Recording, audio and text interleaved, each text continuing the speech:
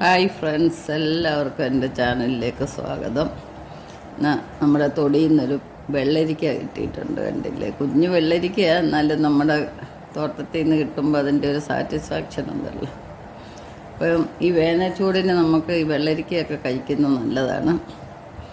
ഞാനിന്ന് ഇതുകൊണ്ടൊരു നല്ല പച്ചടിയാണ് ഉണ്ടാക്കാൻ പോകുന്നത്. എല്ലാവർക്കും അറിയാമെങ്കിലും ഞാൻ എൻ്റേതായിട്ടുള്ള റെസിപ്പിയിൽ ചെയ്യുകയാണ്, നിങ്ങളെയും കൂടെ പരിചയപ്പെടുത്തുകയാണ്.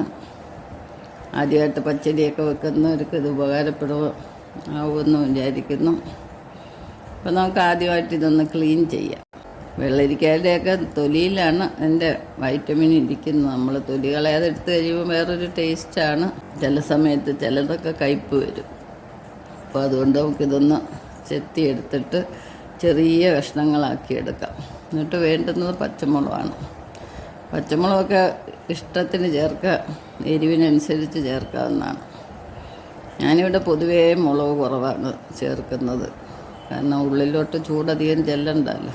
അതുകൊണ്ട് നമുക്ക് ഇനി ഇതൊന്ന് ക്ലീൻ ചെയ്യാം. എല്ലാം നല്ല ചതുര കഷ്ണങ്ങളായിട്ട് അരിഞ്ഞെടുത്തിട്ടുണ്ട്. നമുക്ക് ഇനി ഇത് ഒന്നുകൂടെ ഒന്ന് നന്നായിട്ടൊന്ന് കഴുകാം.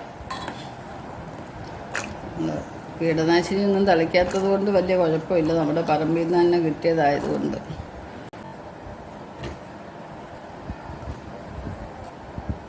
കഴുകി എടുത്തിട്ടുണ്ട്. നമുക്കിനി പച്ചമുളക് ചേർക്കാം. ഞാൻ പറഞ്ഞല്ലേ, എരിവിന് ആവശ്യമായിട്ടുള്ള പച്ചമുളക് ചേർക്കുക.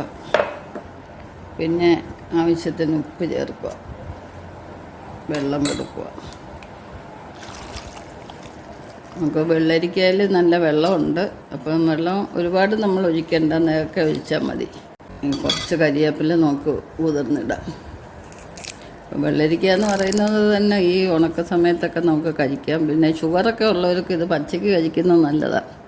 ഒരു നേരം റൈസ് ഒഴിവാക്കാൻ പറ്റുന്നതാണ് ഈ കറികളൊക്കെ വെറുതെ കഴിച്ചാലും. തൈരും നല്ലതാണ്, വെള്ളരിക്കയും നല്ലതാണ്.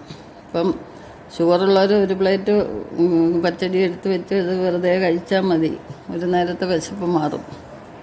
റൈസ് ഒരുപാട് കഴിക്കണ്ട. അപ്പോൾ നമുക്കിതൊന്ന് തയ്യാറാക്കാം. അരപ്പിന് ആവശ്യമായിട്ടുള്ള ചേരുവകളാണ്. തേങ്ങ ഒരു മുറി എടുത്തിട്ടുണ്ട്, ചെറിയ ഉള്ളി 3-4 എടുത്തിട്ടുണ്ട്. ഇത് നല്ലപോലെ ഒന്ന് പേസ്റ്റായിട്ട് അരച്ചു. അതിന് ശേഷം കുറച്ച് പച്ചക്കടുക് ചതച്ചെടുത്തിട്ടുണ്ട്. അത് നമുക്ക് വെള്ളരിക്ക ഒന്ന് വെന്തതിന് ശേഷം ഇട്ട് കൊടുക്കാം. പച്ചടി എന്തായെന്നൊന്ന് നോക്കാം. നന്നായിട്ട് വെന്ത് വറ്റിയിട്ടുണ്ട്.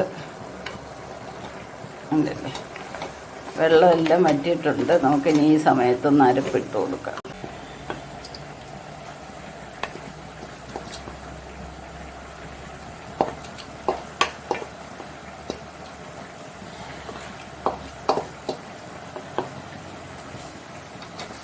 നന്നായിട്ട് അരപ്പൊന്ന് വെന്തതിന് ശേഷം നമുക്ക് തീ ഓഫ് ചെയ്യാം. അപ്പം നമ്മുടെ പച്ചടിയുടെ കഷ്ണമെല്ലാം നന്നായിട്ട് ആറിയിട്ടുണ്ട്. നമുക്കിനി ഇതിലേക്ക് തൈര് വയ്ക്കാം. അപ്പം നല്ലൊരു ടേസ്റ്റാണ് ഇത്. ചോറിന് വേറെ ഒരു കൂട്ടാനില്ലെങ്കിലും നമുക്ക് ഇത് മാത്രം മതി. നന്നായിട്ട് ഇളക്കിയെടുക്കാം. വേണ്ടുന്നതനുസരിച്ച് തൈര് ഒഴിക്കാവുന്നതാണ്. കുറച്ചുകൂടെ തൈര് ഒഴിക്കാം നമുക്ക്. നമ്മൾ ചൂടോടെ ഒരിക്കലും തൈര് ഒഴിക്കരുത്, ലൂസായി പോകും. നമ്മുടെ പച്ചടി എല്ലാം റെഡി ആയിട്ടുണ്ട്. ഇനി തൈര് കൂടുതൽ വേണ്ടുന്നവർക്ക് കൂടുതൽ ഒഴിക്കാം. ഇപ്പോൾ ആവശ്യത്തിനുള്ളതായിട്ടുണ്ട്. അപ്പോൾ കാണാനും നല്ലൊരു ഭംഗിയുണ്ട്. ഇപ്പോൾ ഫ്രണ്ട്സ് എല്ലാവർക്കും എൻ്റെ ഈ പച്ചടിയുടെ വീഡിയോ ഇഷ്ടപ്പെട്ടെന്ന് വിചാരിക്കുന്നു. എന്താ, നെക്സ്റ്റ് ഒരു വെറൈറ്റി ആയിട്ട് അടുത്ത വീഡിയോയിൽ കാണാം. ഇതുവരെയും സബ്സ്ക്രൈബ് ചെയ്യാത്തവരാരെങ്കിലും ഉണ്ടെങ്കിൽ ഒന്ന് സബ്സ്ക്രൈബ് ചെയ്ത് സപ്പോർട്ട് ചെയ്തേക്കണേ. ഞാൻ എല്ലാ വീഡിയോസിലും ഇങ്ങനെ പറയുന്നു, ആരെങ്കിലും ഒരാളെങ്കിലും പുതിയതായിട്ട് കാണുന്നവർ കാണും.